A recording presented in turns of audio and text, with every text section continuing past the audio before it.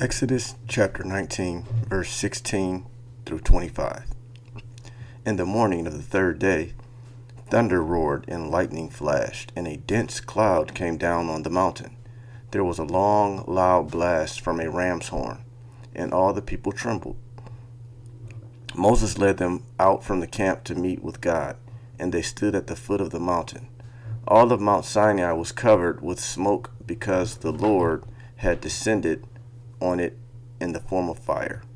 The smoke billowed into the sky like smoke from a brick kiln, and the whole mountain shook violently. As the blast of the ram's horn grew louder and louder, Moses spoke, and God thundered his reply. The Lord came down on the top of Mount Sinai, and called Moses to the top of the mountain. So Moses climbed the mountain. Then the Lord told Moses, "Go back down and warn the people not to break through the boundaries to see the Lord, or they will die. Even the priests who regularly come near to the Lord must purify themselves, so that the Lord does not break out and destroy them." "But Lord," Moses protested, "the people cannot come up to Mount Sinai. You already warned us. You told me mark off a boundary all around the mountain to set it apart as holy." But the Lord said, "Go down and bring Aaron back up with you. In the meantime, do not let the priest or the people break through to approach the Lord, or he will break out and destroy them." So Moses went down to the people and told them what the Lord had said. Exodus chapter 20. Then God gave the people all these instructions. "I am the Lord your God, who has rescued you from the land of Egypt, the place of your slavery. You must not have any other God but me. You must not make yourself an idol of any kind, or any image of anything in the heavens or on the earth or in the sea. You must not bow down to them or worship them, for I, the Lord your God, am a jealous God, who will not tolerate your affection for any other gods. I lay the sins of the parents upon their children. The entire family is affected, even children in the fourth generation, generations of those who reject me. But I lavish unfailing love for 1,000 generations on those who love me and obey my commands. You must not misuse the name of the Lord your God. The Lord will not let you go unpunished if you misuse his name. Remember to observe the Sabbath day by keeping it holy. You have 6 days each week for your ordinary work, but the seventh day is a Sabbath day of rest dedicated to the Lord your God. On that day, no one in your household may do any work. This includes you, your sons and daughters, your male and female servants, your livestock, and any foreigners living among you. For in 6 days the Lord made the heavens, the earth, the sea, and everything in them. But on the seventh day he rested. That is why the Lord blessed the Sabbath and set it apart as holy. Honor your father and mother, then you will live a long, full life in the land of the Lord your God is giving you. You must not murder. You must not commit adultery. You must not steal. You must not testify falsely against your neighbor. You must not covet your neighbor's house. You must not covet your neighbor's wife, male or female servant, or ox or donkey, or anything else that belongs to your neighbor." When the people heard the thunder and the loud blast of the ram's horn, and when they saw the flashes of lightning and the smoke billowing from the mountain, they stood at a distance, trembling with fear. And they said to Moses, "You speak to us, and we will listen, but don't let God speak directly to us, or we will die." "Don't be afraid," Moses answered them, "for God has come in this way to test you, and so that your fear of him will keep you from sinning." As the people stood in the distance, Moses approached the dark cloud where God was. And the Lord said to Moses, "Say this to the people of Israel: You saw for yourselves that I spoke to you from heaven. Remember, you must not make any idols of silver or gold to rival me. Build for me an altar made of earth and offer your sacrifices to me, your burnt offerings and peace offerings, your sheep and goats, and your cattle. Build my altar wherever I cause my name to be remembered, and I will come to you and bless you. If you use stones to build an altar, use only natural uncut stones. Do not shape the stones with a tool, for that would make the altar unfit for holy use. And do not approach my altar by going up steps.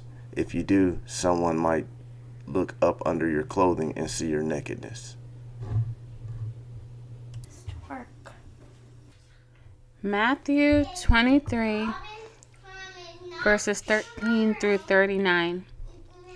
What sorrow awaits you, teachers of religious law, and you Pharisees, hypocrites, for you shut the door of the kingdom of heaven in people's faces.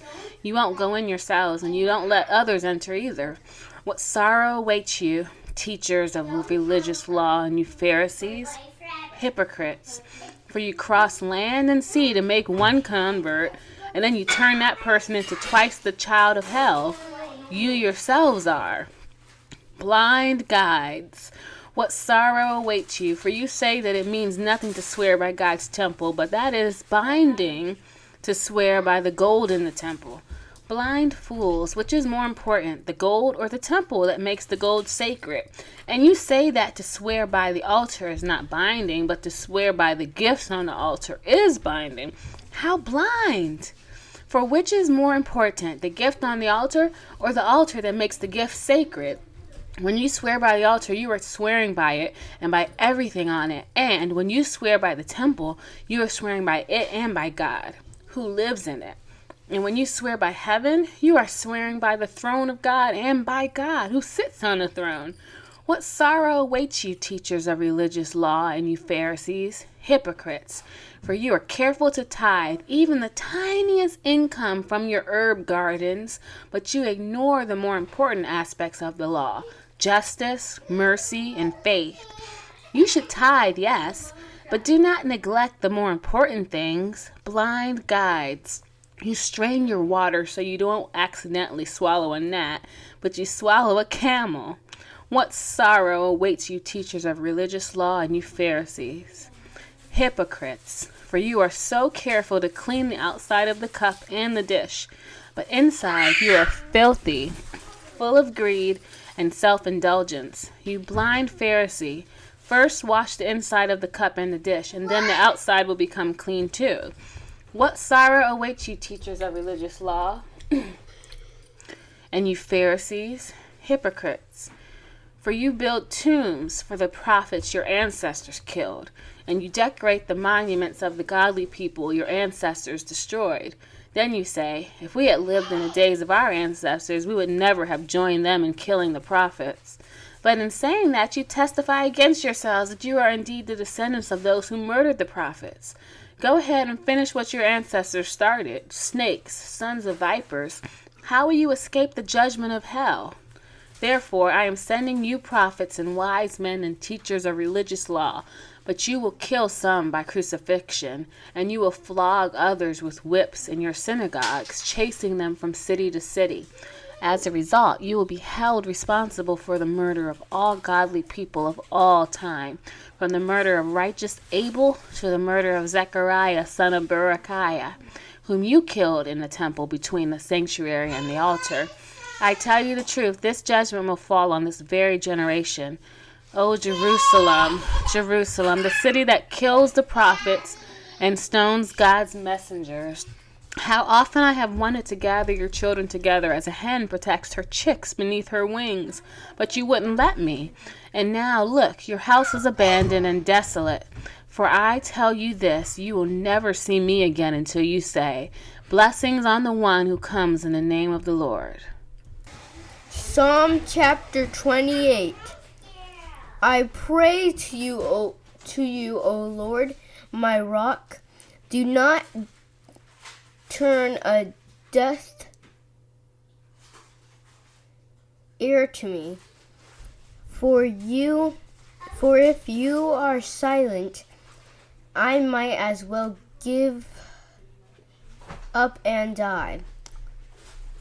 Listen to my prayer for mercy as I cry out to you for help, as I lift my hands toward your holy sanctuary. Do not drag me away with the wicked, with those who do evil, those who speak friendly words to their neighbors while planning evil in their hearts. Give them punishment they so richly deserve. Measure it out in portion to their wickedness. Pay them back for all their evil deeds. Give them a taste of what they have done to others. They care nothing for what the Lord has done, or for what his hands have made. So he will tear them down, and they will never be rebuilt. Praise the Lord, for he has heard my cry for mercy. The Lord is my strength and my shield. I trust him with all my heart. He helps me, and my heart is filled with joy. I burst out in songs of thanksgiving. The Lord gives his people strength. He is a safe fortress for his anointed king. Save your people. Bless Israel, your special position. Lead them like a shepherd and carry them in your arms forever. Follow me. Follow my advice. Proverbs chapter 7, verse 1 through 5. Follow my advice, my son. Always treasure my commands. Obey my commands and guard my instructions as you guard your own eyes. Tie them on your fingers as a reminder. Write them deep within your heart. Love wisdom like a sister. Make insight a beloved member of your family. Let them protect you from an affair with an immoral woman, from listening to the flattery of a promiscuous